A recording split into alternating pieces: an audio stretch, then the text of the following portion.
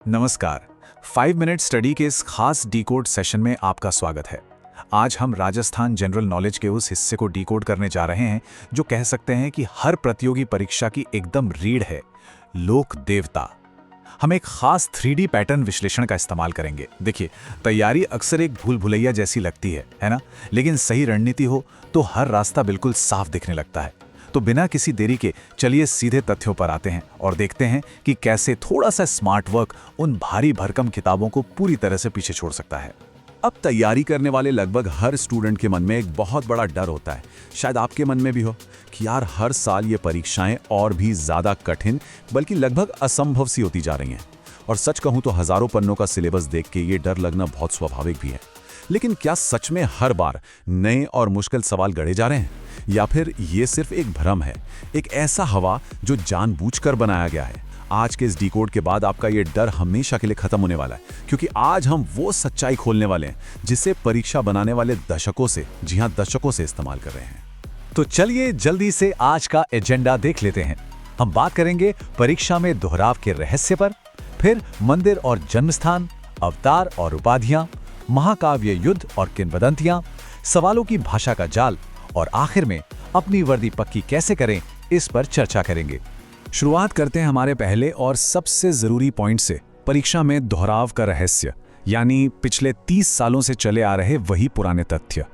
सच बताऊं तो 1992 से लेकर 2022 तक परीक्षा बोर्ड ने शायद ही कोई एकदम नया सवाल बनाया हो। वो बस थोड़ी सी आलस दिखाते हुए, कह लीजिए, एक ही डेटा सेट को बार बार घुमा फिराकर कॉपी पेस्ट कर रहे हैं। उदाहरण के लिए इस एक बहुत ही मशहूर स्थानीय कहावत को ही ले लीजिए, गांव-गांव खेजड़ी, गांव-गांव गोगो। गोगा जी महाराज को खेजड़ी के पेड़ से जोड़ने वाली ये एक बहुत ही साधारण सी पंक्ति है, लेकिन ये कोई आम कहावत नहीं है। यकीन मानिए, लाइब्रेरियन का एग्जाम हो या फॉरेस्ट गार्ड का, ये एक इकलौती पंक्ति पिछले कई दशकों में न जाने कितनी बार सही जवाब का आधार बनी है। एग्जामिनर्स को ये फैक्ट इतना ज्यादा पसंद है कि वो इसे बार बार हर दूसरे पेपर में डाल देते हैं। अब जरा समय के इस लंबे गैप को देखिए, हैरान करने वाला है। 1996 में लाछा गुजरी की गायों की रक्षा से जुड़ा तेजाजी महाराज का एक सवाल पूछा गया था, राइट? और फिर पूरे 22 साल बाद 2018 की पुलिस परीक्षा में बिल्कुल वही सवाल बिना एक भी शब्द बदले उन्हीं ऑप्शंस के साथ हूबहू वापस आ गया। सोचिए, 22 साल एक बहुत बहुत लंबा समय होता है, लेकिन पेपर सेट करने वालों के लिए लोक देवता के सवाल बिल्कुल नहीं बदले। यह साफ साबित करता है कि पुराने पेपर सिर्फ प्रैक्टिस के लिए नहीं हैं, वो असल में आने वाले पेपर की भविष्यवाणी करने का सबसे अचूक टूल हैं। आगे बढ़ते हैं मंदिर और जन्म स्थान की तरफ। ये वो एरिया है जहां मिलान करें यानी मैच द फॉलोइंग वाले सवाल सबसे ज्यादा और सबसे आसानी से नंबर दिलाते हैं। जन्मस्थान और मंदिरों की ये जो जानकारी है ना, ये सिर्फ एक टेबल नहीं है, ये समझ लीजिए कि नंबरों का खजाना है। गोगा जी का जन्म ददरेवा में हुआ और उनका मंदिर गोगामेड़ी में है। तेजा जी का जन्म खरनाल में हुआ और मुख्य मेला पर्वतसर में लगता है।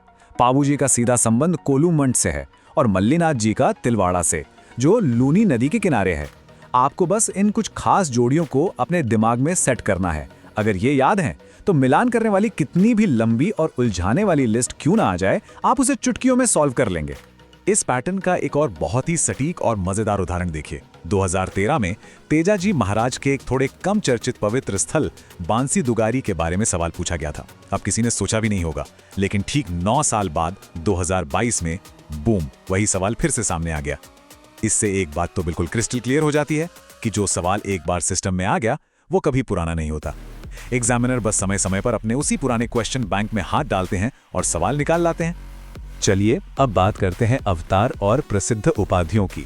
देवताओं के ऐतिहासिक और पौराणिक नाम एग्जामिनर्स का दूसरा सबसे फेवरेट टारगेट होते हैं।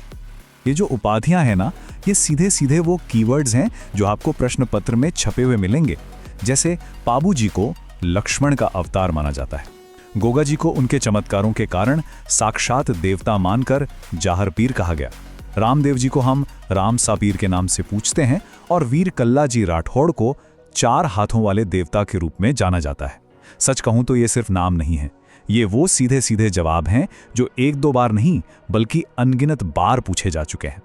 अब शब्दों के एक खास बंडल की बात करते हैं रामदेव जी से जुड़े प्रश्न अक्सर कुछ खास शब्दों के ग्रुप में आते हैं, जैसे नेजा, जम्मा, रिखिया, कामड़िया पंथ और ब्यावले। एग्जाम में सीधा सवाल टपकता है कि नेजा, जम्मा और रिखिया किस लोक देवता से संबंधित हैं। होता क्या है कि परीक्षक इन शब्दों को एक साथ बंडल कर देते हैं, इसलिए इन्हें अलग अलग रटकर अपना दिमाग खराब करने के बजाय इन सब को रामदेव जी के एक सिंगल मेमोरी ब्लॉक के रूप में याद कर लीजिए। ये सबसे स्मार्ट स्ट्रैटेजी है। हमारा अगला अहम हिस्सा है महाकाव्य युद्ध और किंवदंतियां।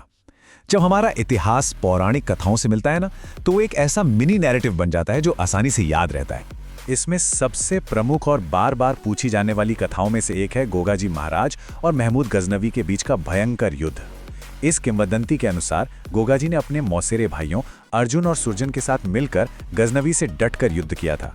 कहते हैं कि इसी युद्ध के दौरान उनकी अद्भुत वीरता को देखकर खुद गजनवी ने ही उन्हें जाहर पीर यानी साक्षात देवता की उपाधि दे डाली थी। अब देखिए, इस एक छोटी सी कहानी में युद्ध का कारण, दुश्मन का नाम और उपाधि की शुरुआत सब कुछ कवर हो गया, है ना कमाल। बिल्कुल इसी तरह तेजाजी महाराज का लाछा गुजरी की गायों की रक्षा करते हुए अपने प्राणों की आहुति देना, या फिर वीर कल्लाजी राठौड़ का 1567-68 में चित्तौड़गढ़ में अकबर की सेना के खिलाफ लड़ना, ये सिर्फ इतिहास की पुरानी किताबें भरने वाले पन्ने नहीं हैं। ये वो प्राइम नैरेटिव हैं जो एग्जामिनर को बहुत पसंद है। ये कहानियां सूखे तथ्यों को एक संदर्भ देती हैं। मतलब जब आप एग्जाम हॉल में प्रेशर में बैठे होंगे ना, तब भी ये कहानियां आपको तुरंत याद आ जाएंगी। अब आते हैं उस जाल पर जिसमें अक्सर अच्छे स्टूडेंट फंस जाते हैं, प्रश्नों की भाषा का जाल। देखिए, पेपर में असली कठिनाई कोई नए तथ्य खोजना नहीं है, बल्कि जानबूझकर बनाए गए इन लंबे चौड़े कंफ्यूज करने वाले वाक्यों में से असली सवाल को ढूंढना है। इसे समझने के लिए 1992 का ये सवाल देखिए। एकदम सीधा सवाल था, किसकी फड़ पर पहला डाक टिकट जारी किया गया? सीधा जवाब, देवनारायण जी। अब जरा 2022 की पुलिस परीक्षा का सवाल देखिए। भाई साहब, परीक्षक ने पहले तो फड़ चित्रकारी की पूरी परिभाषा दे दी, फिर उसके धार्मिक महत्व पर लंबा चौड़ा ज्ञान दे दिया और एकदम आखिर में जाकर वही पुरानी बात पूछी। ये जो इतना लंबा पैराग्राफ है ना, ये सिर्फ और सिर्फ एक छलावा है। जानकारी बिल्कुल वही है, बस उसे फालतू के शब्दों की इतनी मोटी परत के नीचे छिपा दिया गया है ताकि आपका कीमती समय बर्बाद हो और आप पैनिक कर जाएं। बस इस फ्लफ को इग्नोर करना सीखना है। और अब आते हैं हमारे आखिरी पड़ाव पर, वर्दी सुनिश्चित करना। क्योंकि आखिर में ये सारी मेहनत, ये सारे विश्लेषण उसी एक लक्ष्य के लिए ही तो हैं। तनाव को पीछे छोड़कर रणनीति अपनाने का समय आ गया है। तो इस पूरी चर्चा के बाद एक बहुत ही बड़ा और जायज सवाल खड़ा होता है, अगर पिछले 30 सालों में प्रश्न नहीं बदले, तथ्य नहीं बदले, तो भाई ये परीक्षा वास्तव में किस चीज की ली जा रही है? सच तो ये है कि ये एग्जाम हजारों पन्नों को अंधों की तरह रटने की क्षमता का टेस्ट है ही नहीं। ये टेस्ट है उस भारी दबाव के बीच अपना फोकस बनाए रखने का, लंबे और फालतू वाक्यों के बीच से सही कीवर्ड को झट से पहचानने का और एग्जामिनर के बुने हुए भ्रम से बचकर बिल्कुल स्पष्टता के साथ सही गोला भरने का। समाज में जो मान सम्मान एक वर्दी आपको दिलाती है, यकीन मानिए वो किसी और चीज से नहीं मिलता। तथ्यों के इस 3D पैटर्न को समझ लेना और भाषा के उस मायाजाल से बचना ही इस एग्जाम को क्रैक करने की असली चाबी है। तो अब अगली बार जब वो भारी भरकम सिलेबस देखकर आपको घबराहट हो, तो बस एक सवाल खुद से पूछिएगा, क्या उन डराने वाले शब्दों के भ्रम का शिकार बनना है या फिर इस 30 साल पुराने कोड को क्रैक करके इसी साल अपनी वर्दी पक्की करनी है? फैसला आपका है।